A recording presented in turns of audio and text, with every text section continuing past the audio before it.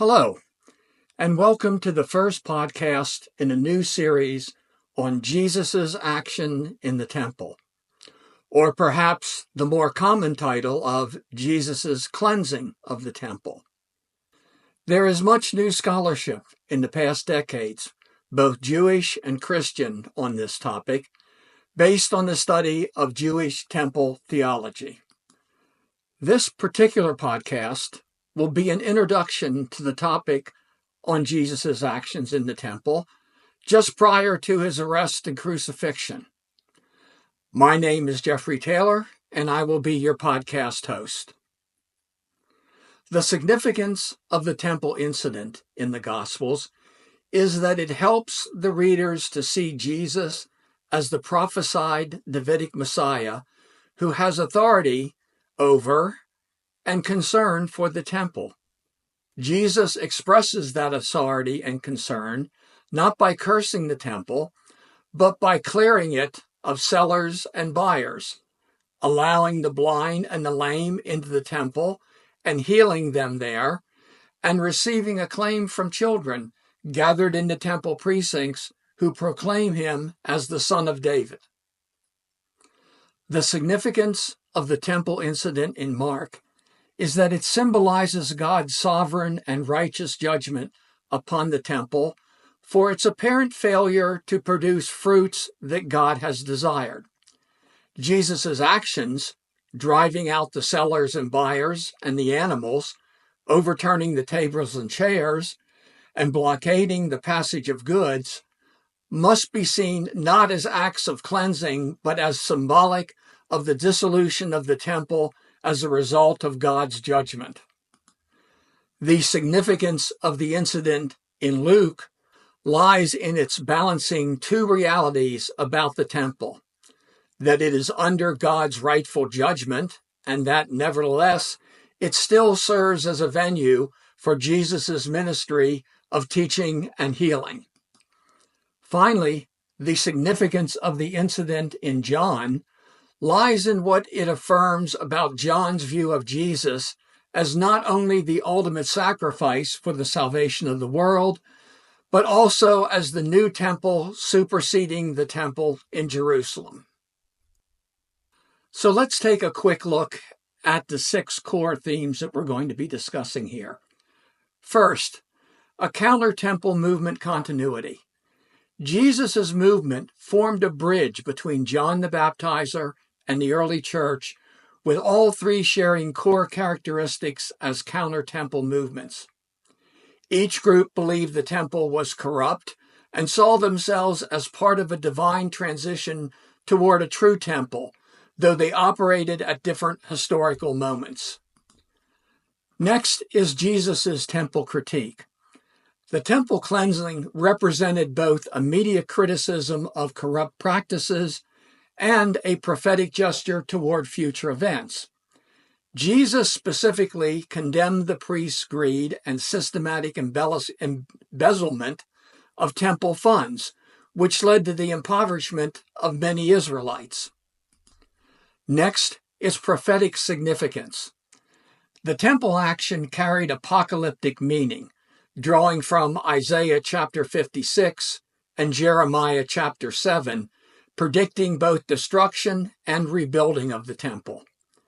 Jesus viewed the temple's fall as part of messianic tribulations, with its rebuilding marking the beginning of a new era, including the restoration of Israel and inclusion of the Gentiles.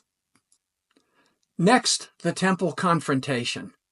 Jesus' temple cleansing was a deliberate confrontation with the existing religious establishment, claiming both himself and his followers as a new temple. The action served as a prophetic announcement of the current temple's destruction and the establishment of a new spiritual temple not made by human hands. Next, the implications. The confrontation created a decisive moment of choice. Whichever temple remained standing would prove to have God's approval. Witnesses were forced to either oppose Jesus or stand with his movement. There was no middle ground. Lastly, core questions. The conflict centered on two fundamental questions: who legitimately speaks for the temple, and what it means to be the temple. These questions raise concerns about hope for the dispossessed and accountability for oppressive priests. The temple action pericope appears in all four synoptic gospels.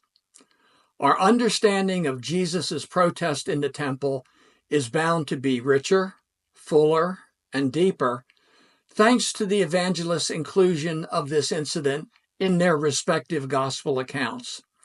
The four accounts of the one incident are comparable to a diamond. We are looking at a diamond that is multifaceted, rich, complex, and colorfully beautiful. The evangelists drew on a historical happening in the life of Jesus, and each of them crafted his report in according to his authorial, literary, and theological purposes. Hence, the differences in emphasis, perspectives, and, on a few occasions, in details. These differences, however, do not necessarily suggest contradictions. What is the significance of Jesus' temple act in the narrative design of each of the canonical Gospels? Now, at this point, I'm going to show you all four accounts of the temple incident, but I'm not going to read them to you. But I want you to be able to see them and get a feel for their size and how they're structured. If you want, you can pause the video and take the time to read them yourself. Mark's account is the largest and the longest and most detailed. Now, Mark does something unique to Mark here called a sandwich structure. In his account, Jesus encounters a fig tree not bearing any fruit before he goes into the temple. Then he relates the temple cleansing, and then after that, Jesus comes out, sees the fig tree that he cursed as dead. So this is a sandwich structure that Mark frequently uses, where he brackets something that's very important with another set of facts. Here, it's the fig tree. Mark's take-home message here is that, like the fig tree not bearing fruit, the temple was also simply going through the motions and not bearing any fruit either. Now, Matthew's account is just slightly shorter than Mark's, but you'll notice that the sandwich structure is gone. It starts out with Jesus entering the temple and cleansing it, but Matthew does retain the fig tree, but only after Jesus exits the temple. And in his version of the fig tree, Jesus curses it and it immediately withers. The message is the same as Mark, but just in a slightly different format and slightly simplified. Now, strangely enough, Luke's account is the shortest. I say strangely because Luke tends to be rather expansive of all, or the most expansive of all the gospel writers, but his is very brief and to the point. But he does add a rather interesting fact in verse 47 here that talks about Jesus was teaching daily in the temple. Now, finally, John has a rather interesting account. It's about the same length as it is in Matthew. But in John, Jesus tends to be a bit more angry with his temple action. In verse 15, John makes the point that Jesus made a whip out of cords and was literally beating people out of the temple and driving the sheep and oxen out of the temple. So, at least in John, we see a much more aggressive and much more irritated Jesus in doing the temple action. So now let's look at each gospel account in much greater detail. And we'll start with Mark. In Mark, Jesus comes to the temple as its Lord. He comes to visit, and more than that, he comes to inspect. This is illustrated and elucidated by Jesus' inspection of the fig tree. Jesus finds the temple to be barren, just like the fig tree. But this barrenness does not simply mean emptiness, for Jerusalem filled her emptiness with unbelief and disobedience. The temple, including Jerusalem, stand under God's condemnation and judgment. Just as the barren fig tree was cursed and dried up from its roots, so also the temple and the city would be utterly destroyed. And it turns out this actually happened in 70 AD when the Romans came in and totally destroyed the temple and the city of Jerusalem. Jesus' temple act would be the precipitating event that would ultimately lead to his crucifixion. Mark intends for his reader to see Jesus' temple act as primarily symbolizing God's sovereign and righteous judgment upon the temple for its apparent failure to produce fruit that God has desired. This interpretation is consistent with Mark's sandwiching of the temple incident in the cursing and withering of the fig tree pericope. Jesus' specific actions in the temple of driving out sellers and buyers, overturning tables and chairs, and blockading the passage of goods should be interpreted not as cleansing, but as symbolic of the dissolution of the temple as a result of God's judgment. So now let's turn to the gospel according to Matthew. It is as the prophesied Davidic Messiah, with succinct emphasis on his authority, that Jesus enters the temple and issues his actions there. Attention is paid to the distinct contrast between God's intention for the temple, which is to be a house of prayer, and what the Jews and the priests have made the temple to be, a den of robbers. An emphasis on the culpability of the Jews should be seen here as well. It is in reaction to the Jewish desecration of the temple that Jesus issues his protest. Jesus is concerned about the temple becoming a house of prayer. Right after his protest in the temple, children acclaim him as the Son of David, and he proceeds to heal the blind and the lame who come to him there.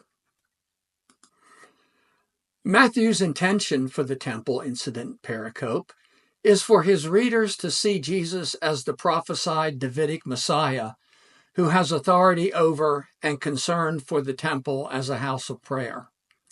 He expresses that authority and concern not by cursing the temple, but by clearing it of sellers and buyers, allowing the blind and the lame into the temple and healing them there, and receiving acclaim from the children gathered in the temple precincts who acclaim him as the Son of David.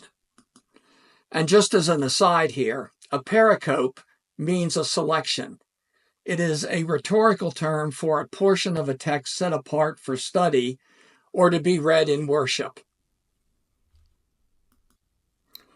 Now, for the account in Luke, the Luke in Jesus is a man of few words for the temple incident pericope. He simply drives out the sellers and then says, "My house shall be called a house of prayer, but you have made it a den of robbers."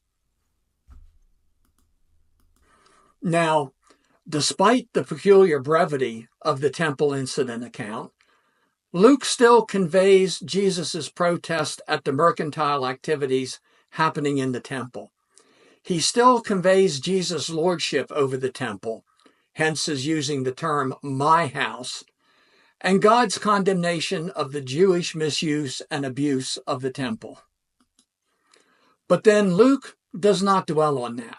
He moves on to note how the temple becomes the venue of Jesus' daily teaching. Hence, Luke would have intended his reader to see two things concerning the temple. Number one, Luke affirms God's judgment upon the temple. And second, in spite of that, the temple still serves as a venue for Jesus' teaching and healing activities. And then we have the Gospel of John, who puts a slightly different spin on things. The temple incident is placed at the beginning of Jesus' public ministry in John. The temple is presented as having become a marketplace, and to intensify that claim, John refers to cattle and sheep in addition to the animals listed in the synoptics. Nonetheless, Jesus expresses ownership and lordship over the temple by calling it my Father's house. Jesus' protest is quite intense and quite physical by using a whip to drive out the animals and the people. Jesus' own body is referenced as the temple, to be destroyed and raised again after 3 days. Jesus' protest brings him into direct confrontation with the Jewish leaders in John. The most significant point that John would have intended for his readers to grasp is that Jesus' own body is the new temple.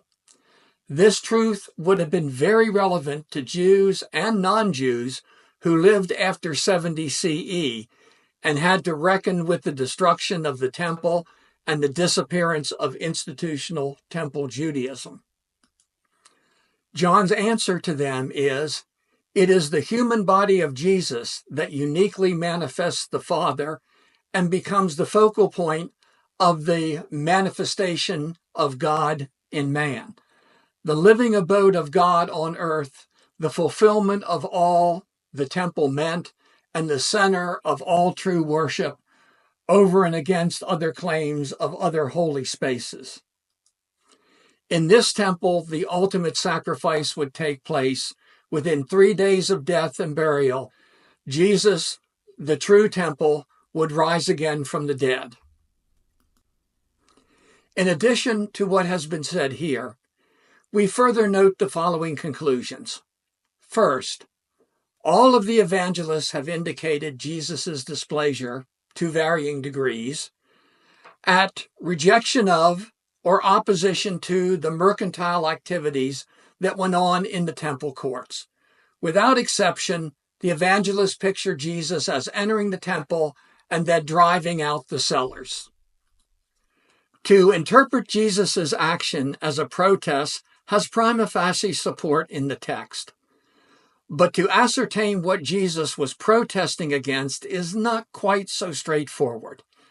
Apparently, the collective import of the 4 Gospels allows for a manifold of answers and rule out straitjacketed dogmatism.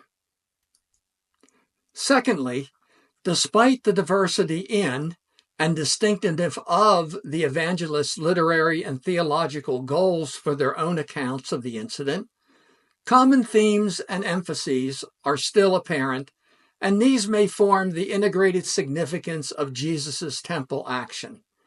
These common themes and emphases include Jesus' protest against the commercialization of the temple and the cultus of the priest, therefore animal sacrifices and the temple tax, Jesus' lordship over the temple, and God's righteous and omnipotent judgment on the temple. Finally, the question, what is the meaning of Jesus' temple act, is an ambitious one and generates endless debates. It needs to be fine-tuned to what is the significance of the temple incident in according to, say, Mark. Now, as we have already addressed in another series of podcasts, one area of important research is a theology of the temple in the canonical Gospels. This kind of study can begin with what the temple meant for each evangelist and then proceed to systematic understanding and synthesizing of the temple theology of all 4 Gospels.